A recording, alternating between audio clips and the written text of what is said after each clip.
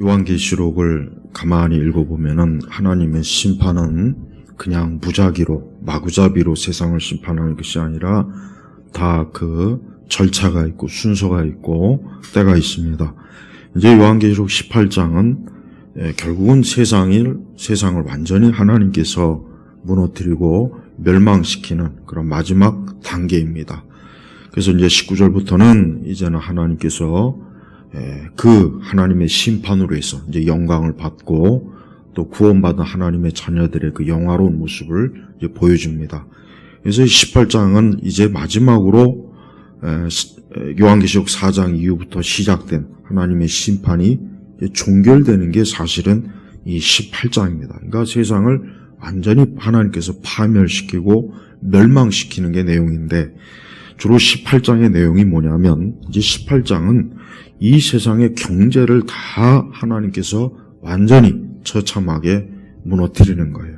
그래서 한 구절 한 구절 보면은 특별히 9절부터 보면은 그 여자와 더불어 음행하고 사치하던 땅의 왕들이 그 여자를 태우는 불의 연기를 볼 때 그 여자 때문에 울부짖고 슬퍼할 것이다.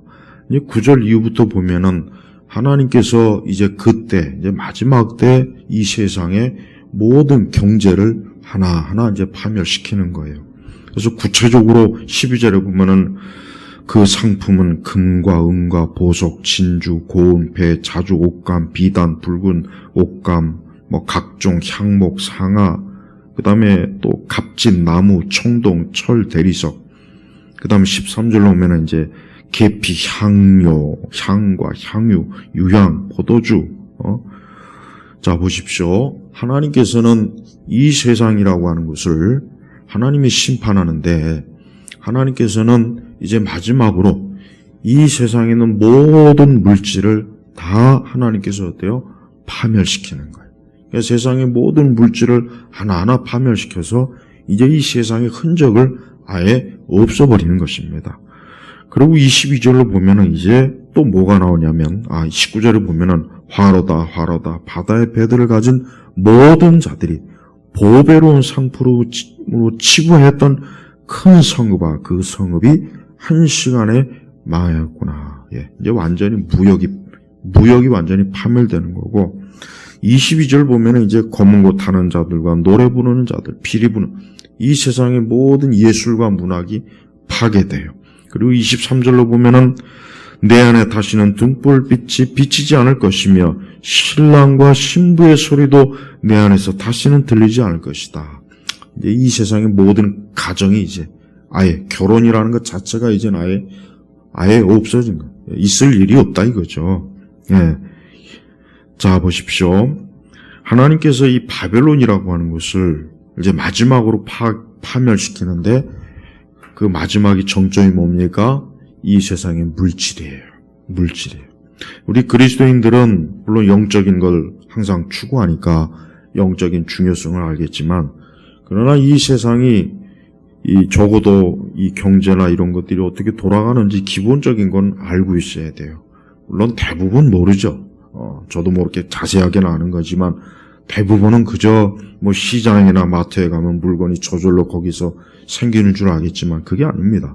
벌써 오늘 아침에 경제신문에 보니까 이 원료 공급이, 이 코로나 때문에 이 원료 공급이 안 돼서 벌써부터 기업들이 상품 생산하는데 지금 차질을 빚고 있어요. 그렇게 되면 문제는 뭡니까? 값이 뛰는 거예요. 우유도 제대로 공급이 안 되면 우유값이 뛰는 거고, 또 과자나 빵도 그게 저절로 땅에서 솟아납니까? 다 해외에서 원료가 공급되니까 우리가 빵이나 과자나 우유를 먹을 수 있는 거예요.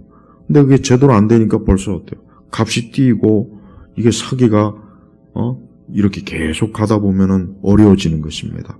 그러니까 공장에서 물건을 만드는 게 공장에서 그냥 저절로 만드는 게 아니죠.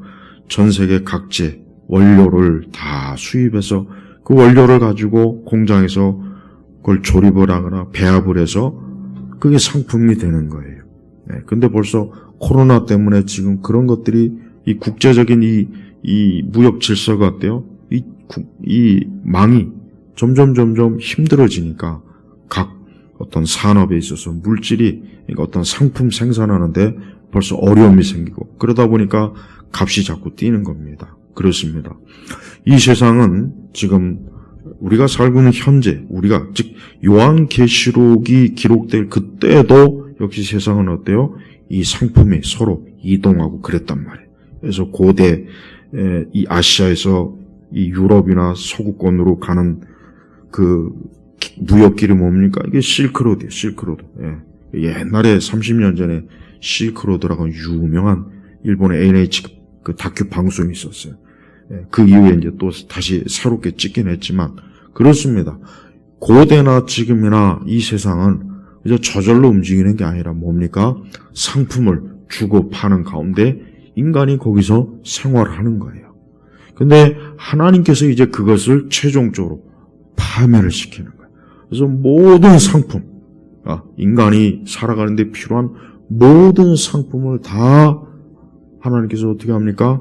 이제는 그것이 파멸을 맞도록 아예 그냥 하나님 끝장을 내버린 거예요. 그래서 바다의 배도, 무역도, 인간의 어떤 먹을 수 있는 식량, 그 다음에 그 외 여러 가지 모든 공업, 상업, 모든 것들을 하나님이 어때요? 파멸시키고, 그로 말미암아 이 땅에 있는 모든 사람들이 문화, 예술도 파멸되고, 이젠 가정도 어때요? 이젠 신랑과 신부의 소리도 내 안에서 다시는 들리지 않을 것이다. 이제는 세상이 어때요? 하나님이 아예 모든 걸 종결시키는 내용이 이 18장에 다 담겨 있습니다. 그러면서 하나님께서 이 세상을 바벨론이라 칭하죠. 2절에 보니까 무너졌다, 무너졌다. 큰 바벨론이요. 이 성은, 즉 이 세상은 어때요? 악령들의 처소와 온갖 더러운 영의 소굴과 더럽고 혐오스러운 온갖 새들의 소굴이 되었다. 자 보십시오. 2절에 보십시오. 하나님께서 이 세상을 어떻게 옵니까? 하나님께서 이 지구를 어떻게 옵니까? 하나님께서 이 인류에 우리가 살고 있는 이 땅을 어떻게 봅니까? 이곳은 악령들의 처소, 악한 영들이 가득한 것이요. 이 세상은 보이는 이 피조물과 보이는 사람만이 전부가 아니죠. 악령, 악한 영들이 있는 거예요. 귀신이 있는 거예요. 그런 것들이 있기 때문에 무당도 있는 것이고 불교도 있는 것이고 절도 있는 것이고 힌두교도 있는 것이고 세상에 많은 종교 또 많은 어떤 영적인 것들이 잘못된 영적인 현상들도 그래서 나오는 거예요. 왜? 이 악령들이 사람들 보이지 않는 영역이지만 이 악령들이 사람들의 정신과 마음과 생활과 삶을 영향을 주는 거예요. 악한 영향을 계속 주고 있는 것입니다. 또 뭡니까? 온갖 더러운 영의 소굴과 더럽고 혐오스러운 온갖 새들이 소굴이 되었다. 3절 이는 모든 나라가 그 여자의 음행의 진노의 포도주를 마시고 땅의 왕들이 그 여자와 더불어 음행하였으며 땅의 상인들이 그 여자의 호화로운 사치로 치부하였기 때문이다. 여기서 여자는 영적 종교를 말하는 것입니다. 그러니까 마지막 때 하나님께서는 이 세상의 정치와 경제와 이 종교의 영역을 다 무너뜨려요. 왜? 그것이 결국은 뭡니까? 하나님을 대적하는 그 온상지라는 거예요. 온상지. 거기서부터 하나님을 대적하고 교회를 대적하고 믿는 자들을 핍박하고 우리 성도들을 괴롭히는 모든 그런 악한 힘들이 거기서 다 파생되는 거예요. 그리고 마귀는 그 배후에서 그 새 영역을 조정하면서 이 땅에 하나님을 대항하는 그러한 세상으로 이 땅을 만드는 거예요. 그래서 성도는 이 세상을 살아가면서 명백하게 이 세상의 실체를 봐야 돼. 그래서 눈에 보이는 그런 물리적인 것만 보고 세상이 참 편해졌다, 좋아졌다, 기술이 발전하는구나, 문명이 더 발달하는구나, 세상의 물건이 더 좋아지는구나, 세상이 아름답구나. 그렇게 보면은 그 사람은 그 눈이 먼 거예요. 이 땅에 하나님 믿지 않는 자연인들은 거듭나고 중생하지 못한 사람들은 그것만 보는 거예요.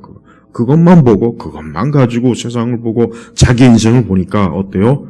당연히 현세적이고 참된 영적인 세계도 모르고 자기 영혼의 실체도 모르고 구원이 뭔지 인간의 실존에 바른 것도 모르니까 그냥 즉흥적이고 찰나적이고 그냥 육적인 삶만 열심히 부지런히 사는 거예요. 하지만 성도들은 오늘 말씀처럼 이 배후에 악령, 처소, 온갖 더러운 용, 온갖 새들, 이 악한 것들이 어때요? 이 세상의 배후에서 세상의 질서, 정치와 경제와 문화와 예술, 어떤 영역이든지 다 아주 속속들이 악한 영향을 미쳐갖고 세상을 악한 소굴로 계속 만드는 거예요. 그래서 성도는 오늘 말씀처럼 하나님께서 세상을 보는 것처럼 세상을 봐야 돼요. 아, 이 땅은 바벨론이다. 근데 이 바벨론이라고 하는 것은 거룩하고 경건하고 하나님을 경외하고 하나님 말씀을 사랑하고 하나님을 영화롭게 하는 것이 아니라 뭡니까? 악한 것, 악이 가득하고 악령과 귀신과 악한 모든 것들이 막 가득 어때요? 분출하는, 아직 용암, 화산이 폭발하는 것처럼 분출하는 것이에요.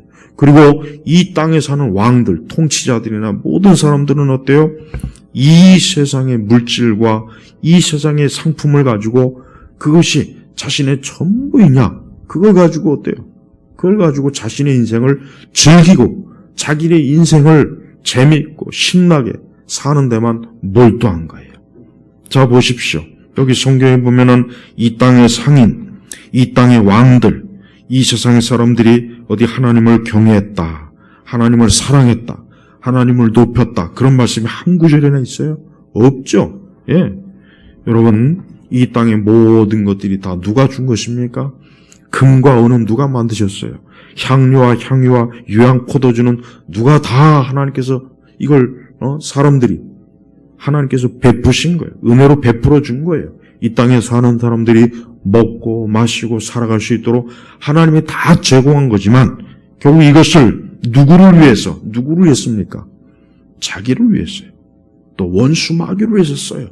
하나님을 위해서 쓰질 않아요. 하나님을 위해서 이 모든 것들을 사용하지 않고 뭡니까? 자기를 위해서. 그래서 16절을 보니까 화로다 고운 배옷과 자주색과 붉은색 옷을 입고, 그러니까 화려한 옷을 입고 좋은 옷을 입고 금과 보석과 진주로 아름답게 꾸민 큰 성읍아, 그러한 부가 한 시간에 망하였구나. 여기서 한 시간이라고 하는 것은 원문 말 그대로 우리가 생각하는 딱 한 시간, 60분이에요. 그러니까 한마디로 얘기하면 이 세상이 그 엄청난 거대한 부, 사치, 그 엄청난 공장, 놀라운 생산품들이 아예 한 시간 안에 폭삭 무너진 거예요. 자, 우리 성도들은 지금 이 가운데 살고 있는 겁니다. 저는 특별히 요한계시록 18장을 특별히 이 세상 일에 열심을 내면서도 기도하지 않고 하나님을 온전히 경외하지 않고 예배를 소홀히 하고 말씀을 소홀히 하는 그런 우리 그리스도인들이 좀 봤으면 좋겠어요. 그들이 지금 열심히 시간을 쏟고 열심히 하는 그 세상이 결국 마지막에 이렇게 한 시간 안에 다 망하는 거예요. 지금 세상 사람들이 얼마나 주식에 열심입니까? 이 땅의 사람들이 지금 얼마나 부동산에 열심이죠? 이 땅에 사는 사람들이 지금 이 세상의 기술과 지식과 문명에 투자하는 그 시간이 얼마나 많아요. 그런데 하나님은 그 무너뜨리는 것을 인류가 수천 년 동안 쌓아놓은 그 문명을 그냥 한 시간에 다 망하게 하는 거예요. 하나님의 능력이 여기서 나타나요. 그러니까 사람이 하나님을 경외하지 않는 게 얼마나 허무하고 허망한지를 이 말씀은 보여주는 거예요. 아무리 사람들이 많은 시간을 투자하고 많은 물질을 투자하고 기술을 투자해도 하나님을 한번 건드면 그냥 무너져요. 창세기 보면은 바벨탑 사건이 나오죠. 이게 꼭 이 18장이 마지막 바벨탑을 무너뜨리는 하나님의 심판의 모습이에요. 창세기에서도 그 당시의 사람들이 흩어지라고 했는데 안 흩어져요. 그리고 하나님을 대항해요. 하나님에게 도전합니다. 그래서 바벨탑을 쌓아요. 여러분 한번 생각해 보십시오. 탑을 하나 쌓는 건, 거대한 탑을 쌓는 건 거기에 많은 기술과 지식과 인력과 자본이 들어가는 거예요. 그러니까 벌써 이미 창세기 시대 때 그만한 힘이 사람에게 있었던 거예요. 근데 그걸 가지고 기껏 하는 게 뭐예요? 하나님을 대항하는 거예요. 하나님을 대항하는 겁니다. 그거 기껏 인간이 자신이 가지고 있는 힘과 돈과 지혜와 지식과 능력을 사람들이 뭐 했습니까? 하나님을 영화롭게 했습니까? 이 세상을 진짜 좋은 일 했습니까? 아니에요. 하나님을 대항하자. 하나님을 공격하자. 하나님을 무너뜨리자. 하나님 나라를 파괴하자. 그때나 지금이나 똑같습니다. 지금도 마찬가지요. 여러분 지금도 세상을 보십시오. 이 세상을 갈수록 교회가 자리 잡지 못하게 해요. 기도하는 사람을 힘들게 해요. 말씀대로 살려고 하는 사람들을 점점 더 괴롭혀요. 그러니까 믿는 성도들을 더 계속 코너로 몰아놔요. 그래서 이제는 교회가 서로 들어설 자리가 없게 만들어요. 하나님의 백성들이 모여서 하나님을 예배할 자리도 점점 이 도시에서, 이 세상에서 몰아냅니다. 있을 곳을 자리 잡지를 못하게 아예 만들어버려요. 그게 바벨론의 실상이에요. 그러니까 성도들은 내가 이 바벨론에서 언제까지 살겠나. 영원히 여기서 행복하게 비둘기집을 이룰 것인가? 그런 생각까지는 안 됩니다. 이 바벨론은 우리 성도에게 있어서는 저주받은 것이에요. 하나님이 지금 그렇게 보고 있어요. 바벨론을 바라보는 관점은 두 종류입니다. 세상 사람들은 바벨론이 아름다워요. 멋있어요. 화려해요. 먹을 것도 많고 재밌는 것도 많고 놀 것도 많고 볼 것도 많고. 아까 보십시오. 12절에 금과 은과 보석, 눈이 번쩍번쩍합니다. 또 먹을 건 얼마나 많은지 13절에 계피, 향료, 향유, 유향, 포도주, 축제하기 좋습니다. 놀기 좋습니다. 춤추고 먹고 마시기 좋은 것이 바벨론이에요. 세상 사람들이 원하는 게 그거 아닙니까? 사람들이 돈을 벌고 사람들이 많은 것들을 움켜잡으려고 하는 것도 결국은 자기의 육신의 쾌락이요, 정욕이요, 자기의 자랑이요, 즐거움이요, 놀이를 위한 거 아니겠습니까? 바로 그래요. 바벨론은 그런 것입니다. 하지만 하나님의 사람들, 성경을 알고 기도하는 사람들은 이 세상을 어떻게 봅니까? 바로 18장 2절처럼 혐오스럽고 더럽고 온갖 악령과 귀신들이 판치는 곳이구나. 어느 쪽 어떤 관점으로 보느냐가 그 사람이 어떤 사람인지를 알려주는 거예요. 우리 성도들은 이 세상을 어떻게 보고 입니까?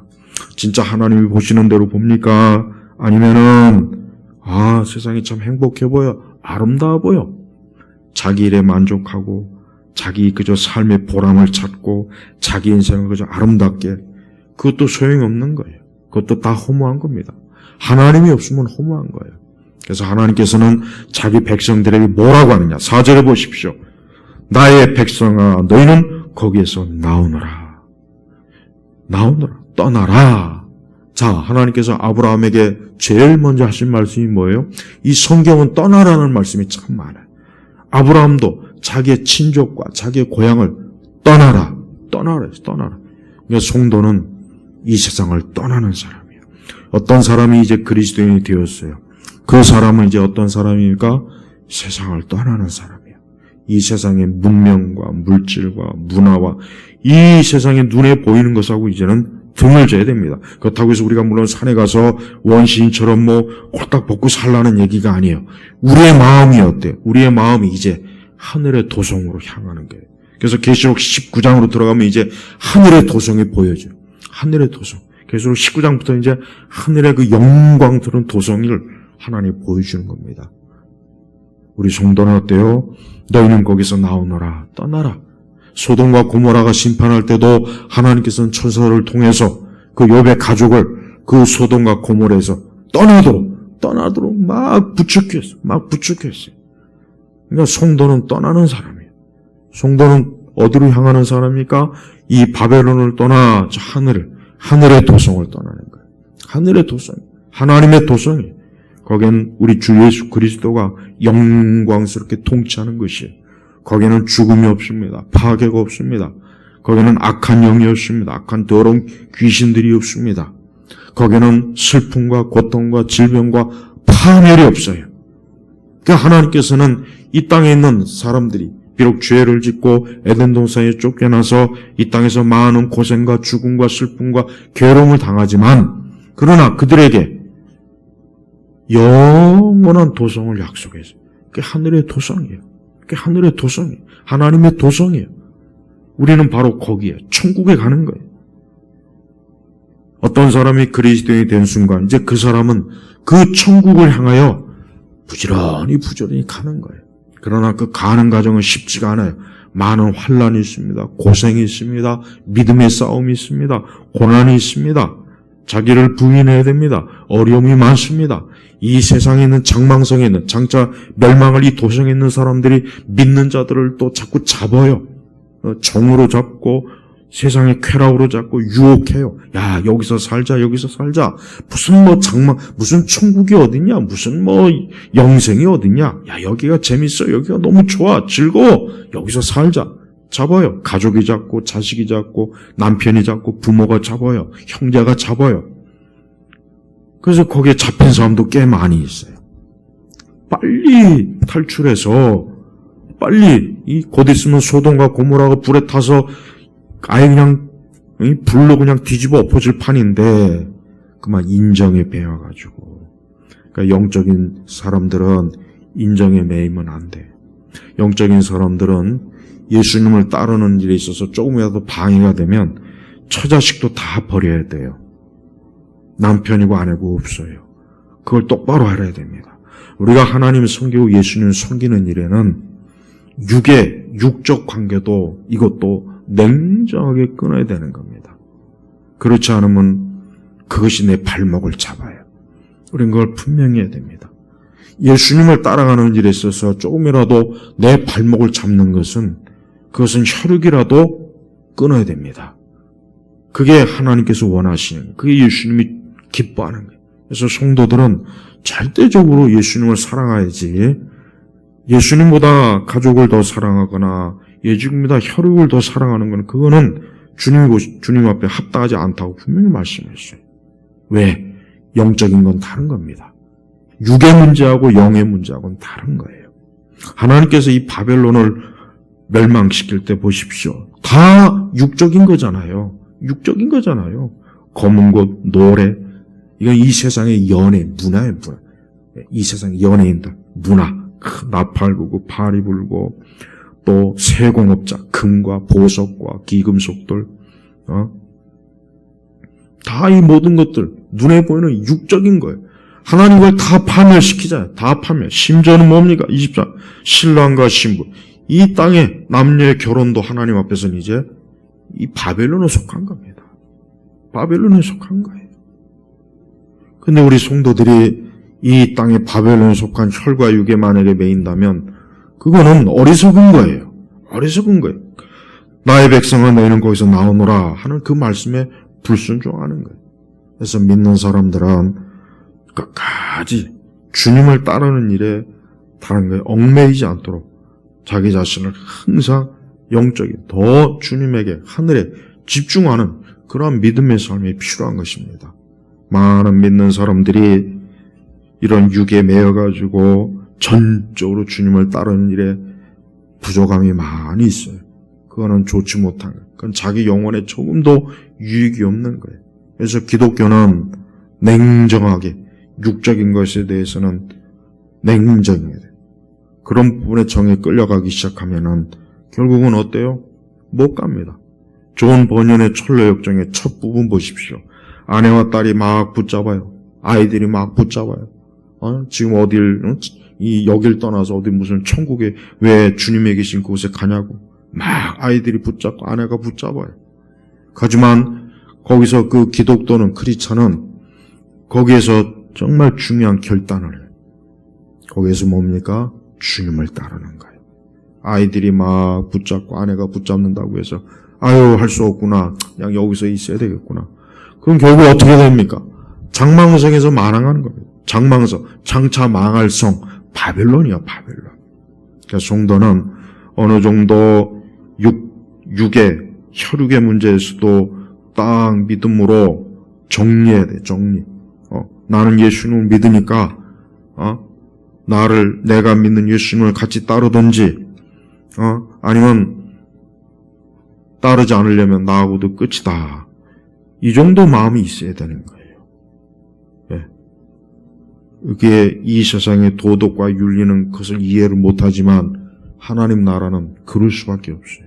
우리가 그리스도를 따르는 일에는 어떤 것도 우리를 붙잡거나 매이게 하면은 그건 안 됩니다. 그거는 단호하게 몰아쳐야 되는 거예요. 우리는 이 바벨론이라고 하는 죄악에 가담하지 않도록 그것이 어떤 것이든지 내 혈육이든 자식이든 부모든 뭐든 간에 자칫하면 그게 나를 이 땅에 이 여자가 받을 바벨론이 재앙이 받을 재앙에 내가 같이 휩쓸리기 때문에 그러는 거예요. 그래서 우리 성도들은 모든 일에 있어서 온전히 하나님이 기뻐하시는 일로 모든 것들을 영적인데 하늘에다 소망을 두는 거예요. 사실 많은 그리스도인들이 이 땅에서 이 바벨론이라고 하는 체계는 참 복잡해요. 쉽지 않습니다. 이 바벨론이라고 하는 체계는 사실 쉽게 이게 발을 빼기는 참 어려워요. 그러나 우리 성도들이 알아야 됩니다. 나는 바벨론에 속한 자가 아니라는 거. 내가 진짜 예수를 믿는 자고 하나님의 자녀라면 나는 바벨론에 속한 자가 아니라 어디에 속한 자입니까? 하늘에 속한 자예요. 하늘에 속한 자입니다.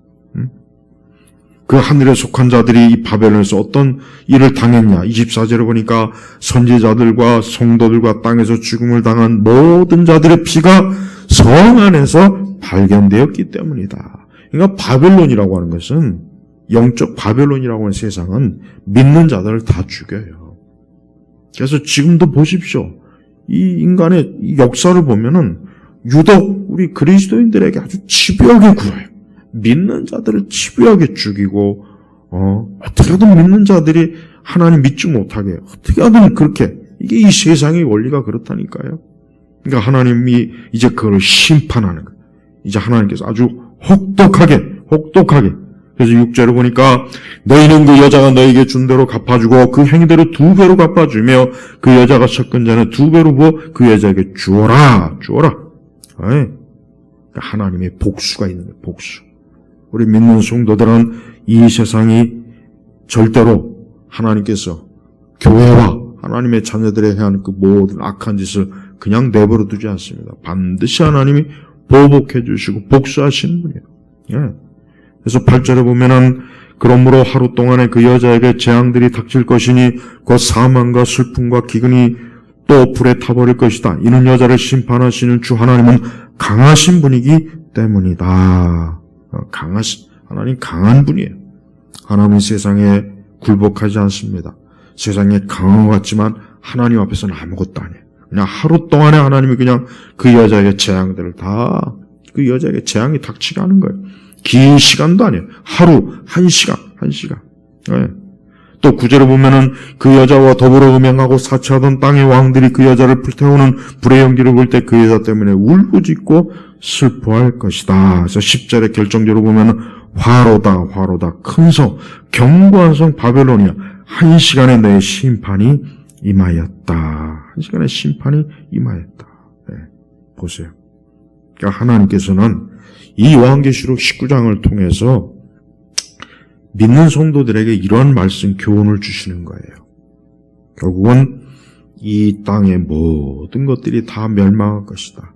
그리고 아담과 하와 이래로 에덴 동산 이후로 하나님을 대항했던 사단, 거짓 종교, 거짓 선지자, 거짓 교사 이 모든 것들을 다 모아다가 하나님께서 마지막 심판으로 이 세상을 끝장낸다는 것을 이 18장에서 보여주는 거예요. 그래서 교회나 우리 믿는 성도들은 이 바벨론이라고 하는 이 세상이 지금 이 세상이 가면 갈수록 더 하나님에 대해서 많은 대항을 할 겁니다. 이 땅이 더 많은 이 바벨론의 그 화려함은 굉장히 엄청나요. 그러니까 이 바벨론은 자기의 그 강한 걸 가지고 결국은 뭡니까? 하나님을 대항하고 믿는 성도들을 죽이는 일에 온 힘을 다 쏟을 거예요. 그래서 성도들은 깊이 교훈을 가지고 있어야 돼요. 뭡니까? 내가 살고 있는 이 세상과 이 바벨론은 멀지 않아. 나와 내 믿음을 파멸시키려고 반드시 모든 수단과 방법을 가리지 않고 나를 고통을 줄 것이다 하는 것을 명심해야 됩니다. 성도는 그걸 명심하고서 세상에 살아야 돼요. 그래서 성도가 이 땅에서 어떤 일을 하든 어떤 분야에 속하든 결국은 나는 이 바벨론이라고 하는 체계 안에 있지만 그러나 나는 결국은 그리스도 예수 안에서 영생으로 하나님 나라에 갈 것이다 라는 확신을 가지고 이 바벨론의 체계에서 항상 늘 거기에 빠지지 않도록 조심을 해야 되는 거예요.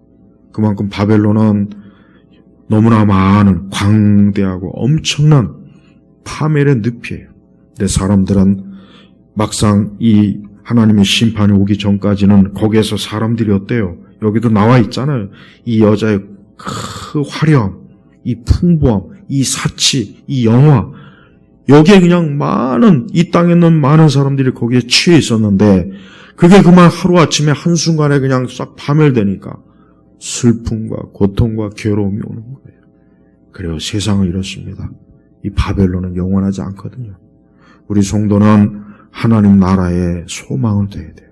우리 예수님 하신 말씀처럼 하늘 창고에 보화를 쌓아놓는 게 우리 성도들이 해야 될 일이에요. 왜? 이 땅이라고 하는 것은 이 땅의 바벨론에 어때요? 다 망하잖아요. 다 망해요. 다 망해요. 20절에 보니까 하늘과 성도들과 사도들과 선지자들이여 그 여자로 인하여 기뻐해라. 이는 하나님께서 너희 원수를 심판하셨기 때문이다. 지금은 성도나 교회가 핍박을 받고 조롱이 대상이 되고 지금은 이렇게 세상이 막 교회와 교회에 대해서 이 세상에 안 좋은 일 터지면 항상 교회다 내 책임을 져. 늘 믿는 사람에게 마치 네로가 지가 그냥 미쳐서 로마에 불을 질러놓고 저게 기독교인들 때문이다 해가지고 그냥 얼마나 많은 기독교인들이 핍박을 받았어요. 똑같아요. 세상은 안 좋은 일만 있으면 꼭 교회 탓하죠. 우리 믿는 사람 탓을 해요. 꼭 그럽니다. 이 마귀의 본성은 변하지가 않아요. 마귀는 지가 잘못하고 지가 행한 모든 악한 일의 책임을 누구한테 뒤집어 쓰냐? 꼭 교회, 믿는 사람에 뒤집어 씌워놔요. 이 마귀의 속성은 그래요. 자기의 죄 때문에 저질러 놓은 재앙을 꼭 믿는 자들에게다 책임을 지어놓은 거예요. 똑같아요. 지금도 보지, 우리나라. 난 지금도 참 웃기는 게, 코로나가 처음에 작년 3월 달에 이제 본격적으로. 근데 시간이 지나면 지날수록 왜 그걸 교회에다 책임이냐, 이거예요. 웃기지도 않아요. 그게 마귀의 속성이에요. 근데 하나님께서 어때요? 그 모든 원수를 심판합니다. 그리고 앞으로 더 큰, 이제 이 바벨론은 이제 때가 다 됐습니다. 우리가 알고 있는 이 세상 바벨론이라고 하는 것은 때가 다 됐어요. 사실 정말 때가 다 됐습니다. 멀지 않아 하나님은 이 바벨론을 무너뜨릴 겁니다. 멸망시킬 거예요. 오늘 이 계시록 18장에 나와 있는 그대로 아주 그냥 혹독하게 그동안 하나님의 교회와 우리 주 예수 그리스도를 비방하고 조롱하고 했던 이 바벨론의 모든 것들은 다 멸망시킬 거예요. 우리가 알다시피 지금도 하나님 믿지 않는 세상과 이 세상의 사람들은 즐기고 있잖아요. 수많은 먹고 마시는 것으로 자기를 즐겁게 하고 쾌락에 빠져있고 정욕에 빠져있고 이 바벨론이 전부인 양 바벨론을 더 잘 꾸미려고 하고 그들은 하나님이 없어요. 안중에도 없어요. 그들은 하늘에 대한 걸 아예 안중에도 없습니다. 복음에 대한 관심이 없습니다. 예수님의 십자가의 세계에 관심이 없습니다. 교회에 대해서 아예 눈을 감습니다. 그 대신 뭡니까? 이 바벨론. 오직 바벨론이에요. 바벨론. 이 세상이 너무 좋은 거예요. 세상이 너무 사랑스러운 거예요. 세상에 있는 그 많은 물질과 물품과 상품이 너무나 좋은 거예요. 사람들은 오직 거기에만 빠져 있어요. 어떤 좋은 상품이면 거기 우르르 몰려납니다. 이 세상에 어떤 문화나 예술이 뭔가 뛰어나면 거기에 또 우르르 몰려가요. 보세요. 그 바벨론의 속성이란 말이에요. 이 바벨론의 속성은 타락한 인간의 마음에 다 있습니다. 아이도 있고 청소년도 있고 어른도 있고 노인도 있어요. 다 있어요. 하지만 예수님의 피로 거듭난 자는 그 바벨론의 속성이 이제 어때요? 빠져나가는 거예요. 그 바벨론의 속성을 깨닫고 아하, 이게 바벨론의 속성이구나. 우리의 본성의 타락, 우리가 추구하는 자칫하면 우리의 육적인 것도 다 뭡니까? 이 바벨론의 속성이거든요. 그래서 이 바벨론의 속성은 무서워요. 그래서 사실 엄밀히 보면은 바벨론의 속성에 우리 힘으로는 못 빠져나갑니다. 내가 지식이 있고 깨닫는다고 해서 빠져나갈 수 있을 것 같으면 못해. 오직 어떻게 해요? 성령께서 우리를 하나님의 자녀로 인치시고 택하에만 빠져나갈 수 있어요. 그 전엔 못 빠져나가요. 여러분, 세상에 통찰력 있는 철학자나 문화 비평가들도 이 세상의 문제가 무엇인지 믿는 우리보다 더 잘합니다. 더 똑똑해요. 더 뛰어나요. 놀라울 정도예요. 그러나 그들이 빠져나옵니까? 못 빠져나와요. 왜? 자력으로는 안 돼요. 오직 하나님의 성령께서 우리를 택해서 건져내야만, 그래야만 빠져나올 수 있지, 세상의 모든 비밀을 다 안다고 해서 못 빠져나와요. 그래서 성도는 알아야 돼요. 우리가 그리스도 예수 안에서, 성령 안에서 거듭나고 중생하고, 그래야만 바벨론에서 빠져나올 수가 있어요. 그래야만 바벨론의 체계를 깨닫고 바벨론의 속성과 바벨론의 이 모든 기질을 알면서, 야, 여기는 아니구나, 이거 망하겠구나, 여기 땅은 난 끝장나겠구나 하고 빨리 나오는 거예요. 그래서 주의 말씀대로 나의 백성아 너희는 거기에서 나오너라. 이는 너희가 그 여자의 죄악들에 가담하지 않고 그 여자가 받을 재앙을 받지 않게 하려는 것이다. 사실 그리스도 예수 안에서 구원은 바로 이거예요. 이겁니다. 바벨론에서 나오는 거예요. 거기서 나오는 거예요. 떠나는 거예요. 그래서 예수님 믿는 사람은 지금 어디로 갑니까? 이제 바벨론을 떠나서 저 하늘을 향해 가는데, 문제는 우리가 완전히 하늘에 안착하기 전까지는 이 바벨론의 이 세력이 워낙 강하기 때문에 이것들이 흡수하는 세력 힘이 너무 강해. 너무 강해. 그러니까 하나님 심판하는 거 보여. 아주 그냥 그 힘을 완전히 다 끝장을 확 내버려. 네. 그래서 아주 이 화로다. 19절에도 화로다. 하나님이 화를 부은 거예요. 하나님의 진노가 쏟아진 거예요. 이제껏 수천 년 동안 하나님 나라와 교회, 우리 믿는 성도 십자가를 대적한 이것들을 아주 한순간에 그냥 확 끝장을 내버리는 거예요. 우리 성도들은 다른 데 소망 두지 마십시오. 우리가 다른 데 소망 두지 말라는 것은 우리는 오직 예수님 안에서 구원을 받고 하나님의 나라 천국에 들어가는 거예요. 그게 궁극적인 소망입니다. 다른데 바벨론의 그 어떤 아름다운 화려함에도 눈에 거기에 빠지지 마시고 미혹당하지 말고, 또 바벨론의 책에 너무 막 흠뻑 들어가가지고 거기서 어떻게 할 줄 몰라서 헤매는 그리스도인들도 상당히 많아요. 기도도 못하고 예배 시간도 못 내고 그냥 이 바벨론 책에서 일하느라고 노예가 돼가지고 그런 사람들도 너무 많습니다. 그러니까 불쌍한 거예요. 그들은 이 다음에 구원 받는다 해도 부끄러운 구원이에요. 상급도 없어요.